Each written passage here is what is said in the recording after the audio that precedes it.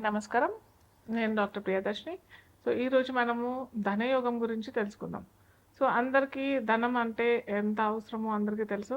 కొందరికి ధనం అవసరమైతే, కొందరికి ధనం వ్యసనం, కొందరికి విలాసం, ఇంకా ఎన్నెన్నో రకాలుగా మనం చెప్పుకోవచ్చు. కాకపోతే ఈ ధనయోగం అనేది ఎవరి జాతకంలో ఎలా ఉంటుంది? అసలు ఈ ధనయోగం ఉంటేనే వాళ్ళకి ధనం వస్తదా? జీవితంలో ధనం లభిస్తుందా లేదా? లేదా ధనయోగం లేకున్నా గానీ మనం ఏదన్నా పరిహారం చేసుకొని ధన ధనయోగాన్ని క్రియేట్ చేసుకోవచ్చా? అంటే ఆర్టిఫిషియల్‌గా క్రియేట్ చేసుకోవడమే. సో, అది అంతా మనం ఈరోజు తెలుసుకుందాం. ఫస్ట్ ఆఫ్ ఆల్ ధనయోగం అంటే ఎలా లభిస్తుంది? ఒక జాతక చక్రంలో చూసినట్టయితే నేను ప్రతిసారి చెప్తుంటాను. మనము ధ యోగాలైనా, ఏ యోగాలైనా మన లగ్నం నుంచి చూసుకోవాలి. జాతక చక్రంలో లగ్నం ఏంటో ఫస్ట్ తెలుసుకున్నాక, లగ్నం నుంచి ద్వితీయంలో ఏ గ్రహం ఉంది? అది పాపగ్రహమా? లేకపోతే న్యాచురల్ బెనిఫిక్ అంటాము. న్యాచురల్ బెనిఫిక్ అనేసేసి 2 అంటే పాప గ్రహము ఉంటది. మంచి ఫలితాలు ఇచ్చే మంచి గ్రహం కూడా ఉంటది. సో, ఎప్పుడైతే ఈ గ్రహం పాపగ్రహం లేకుండా మంచి గ్రహం అంటే పర్సనల్‌గా మన జాతక చక్రంలో ద్వితీయంలో పాపగ్రహం లేకుండా మంచి గ్రహం అంటే మంచి ఫలితాలు ఇచ్చే జనరల్‌గా మంచి ఫలితాలన్నీ ఇచ్చేస్తాయన్నమాట. అది దాంట్లో ఏంటంటే గురువు గ్రహం, శుక్రగ్రహం అంటే బృహస్పతి, శుక్రుడు. ఈ 2 గ్రహాలు మనకి ధనాన్ని ఇచ్చే గ్రహాలన్నమాట. సో, ఈ గ్రహాలు కనుక ద్వితీయాధిపతితో లేదా ద్వితీయంలో ఒక్కోసారి గురుగ్రహం ఏంటంటే ద్వితీయంలో ఉన్న వాళ్ళకు విపరీతమైన డబ్బు, విపరీతమైన ధనం వస్తుంది. కానీ వచ్చినప్పటికీ అది నిలదొక్కుకోలేరు.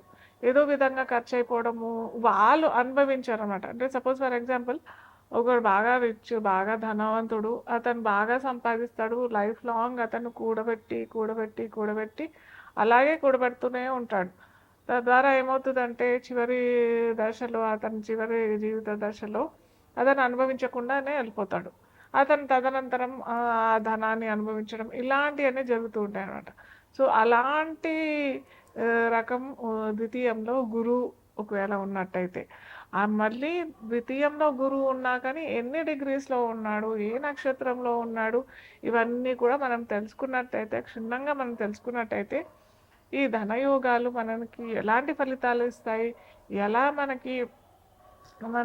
మనని ధనవంతులు చేస్తాయి అనేసి మనం తెలుసుకోవచ్చు. అయితే ఇంకొకటి మనం బాగా చూసుకోవాల్సింది ఏంటంటే గురువు ద్వితీయంలో ఉన్నా కానీ లేదా ద్వితీయంలో ఉన్నప్పటికీ అంత ఫలితాలు ఇవ్వరు అని చెప్పుకున్నాం కదా.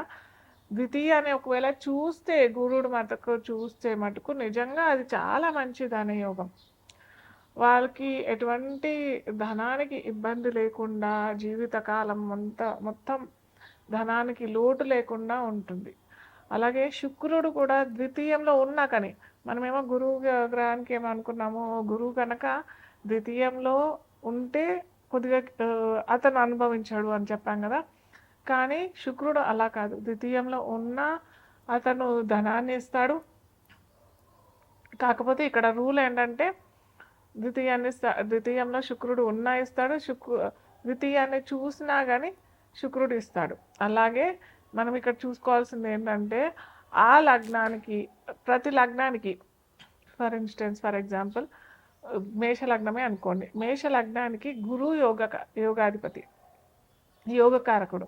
సో, గురువు కనుక ఉన్నట్టయితే లేదా గురువు కనుక చూసినట్టే ఆ ద్వితీయ భావాన్ని చూసినట్టయితే ఖచ్చితంగా అతనికి ఆ జాతకులకి ధనాన్ని ఇస్తాడు. కాకపోతే శుక్రుడు కనుక అక్కడ ఉన్నాడు అని అంటే శుక్రుడు మారకాధిపతి అవుతాడు ఆ లగ్నానికి, ద్వితీయ సప్తమాధిపతి అవుతాడు. కాబట్టి శుక్రుడు అంత ఫలితాలు ఇవ్వడు. సో, ఇక్కడ కొద్దిగా క్లారిటీ తెచ్చుకోవాలి ఎవరైనా కానీ. ఏ లగ్నాల వారికి యోగకారకుడు, గురువు యోగకారకుడు అయితే గురువు ఇవ్వాలి. శుక్రుడు యోగకారకుడు అయితే నేను ఒక్కొక్క రాశికి చెప్తూ ఉంటాను. ఏ ఏ రాశులకి లగ్నాలకి ఏ గ్రహాలు ధనాన్ని క్రియేట్ చేస్తాయనేసి ఒక్కొక్క లగ్నాలకి చెప్పుకుంటూ పోతాం మనము. సో, ఇక్కడ కనుక ద్వితీయానికి మేష లగ్నం వారికి ఇక్కడ కలిగినట్టయితే అంత మంచి చేయడు.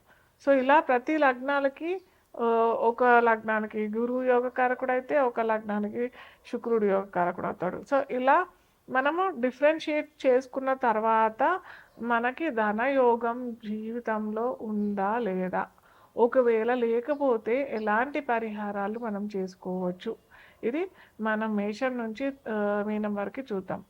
అయితే ఇంకొకటి ఏంటంటే ద్వితీయానికే కాకుండా లాభంలో కూడా ఈ మనం చెప్పుకున్న గురుగ్రహమైన శుక్రగ్రహమైన కనెక్షన్ వచ్చినట్టయితే కూడా అది ధనయోగమే అవుతుంది.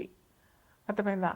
అలాగే శుక్రుడు గురువు ఒకవేళ ఈ 2 గ్రహాలు కూడా 11వ భావంలో అంటే 11వ భావంకి కనెక్ట్ అవుతే మటుకు ఖచ్చితంగా ధనాన్ని ఇస్తాడు.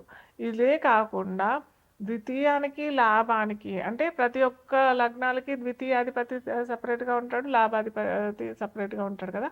ఎప్పుడైతే ఈ ద్వితీయాధిపతి లాభాధిపతి రెండూ కలిసి ద్వితీయంలో అయినా లాభంలో అయినా ఉన్నట్టయితే అది ధనయోగం కిందనే పరిగణించబడుతుంది. సింహలగ్నం వారికి ధనయోగం ఎలా ప్రాప్తిస్తుంది అని అన్నట్టయితే ఇక్కడ బుధుడే అవుతాడు. ద్వితీయాధిపతి బుధుడే, లాభాధిపతి కూడా బుధుడే అవుతాడు. సో ఈ బుధుడు కనుక వీరికి సింహలగ్నం వారికి అంటే లాభంలో అంటే మనకి మిథునంలో అయినా లేదా ద్వితీయంలో అయినా కనెక్షన్ వచ్చినట్టయితే ఖచ్చితంగా వీరికి ధనయోగం కలుగుతుంది. వీరికి ఎలా అంటే వీరు శ్రమిస్తారు, బాగా శ్రమిస్తారు. ప్లస్ ఇంకొకటి సింహలగ్నం అని అనుకున్నాం కదా, సింహలగ్నం వారికి రవి కూడా అంటే లగ్నాధిపతి కూడా బలంగా ఉన్నట్టయితే వీరికి ఖచ్చితంగా మంచి పొజిషన్, అది అడ్మినిస్ట్రేటివ్ లేదా ఏమంటారు దీంట్లో సివిల్ సర్వీసెస్లో వీరికి మంచి పొజిషన్, మంచి పోస్టు, తద్వారా వీరికి ధనయోగం కలిగే అవకాశాలు చాలా ఉంటాయి. నేను 100కి 60-70 మందికి ఇది ఈ యోగం అయితే చూశాను. మోస్ట్లీ ఈ సివిల్ సర్వీసెస్, ఐఏఎస్, ఐపీఎస్ ఈ కేటగిరీలో ఉంటారు కదా, వీరికి ఖచ్చితంగా ఇలాంటి యోగమే కలిగి ఉంటుంది అనమాట. సో తద్వారా వాళ్ళకి పొజిషన్ ఉంటుంది, ప్లస్ అలాగే డబ్బు కూడా అలాగే వస్తుంది అనమాట. ఇంకొకటి మనము ఈ అలా ద్వితీయాధిపతి 11లోనో లేదా ద్వితీయంలోని కనెక్టివిటీ లేదు అని అంటే ఏం చేయాలి? ఖచ్చితంగా వీరికి చాలా లక్కీ, ఎందుకంటే బుధుడికి ఒక్కరికి పరిహారం చేసుకున్నట్టయితే సరిపోతుంది.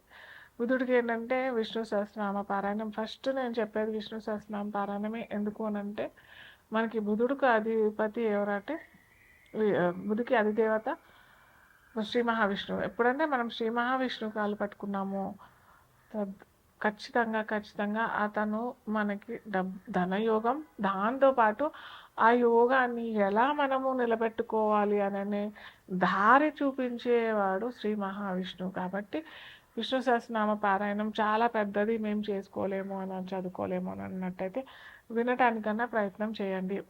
అలాగే బుధవారం రోజు వినాయకుడికి కూడా గరికమాల మీ ఇంటి దగ్గర ఏదన్నా గుడిలో అన్నా ఇస్తే బాగుంటుంది. మేము ఇవ్వలేము లేదా అంటే మీరు ఇంట్లో అయినా వినాయకుడికి అష్టోత్తనామ శతనామాలు చదువుకుంటూ ఈ గరిక అతనికి సమర్పించినట్టయితే కూడా ఈ ధనయోగం క్రియేట్ అయిపోతుంది.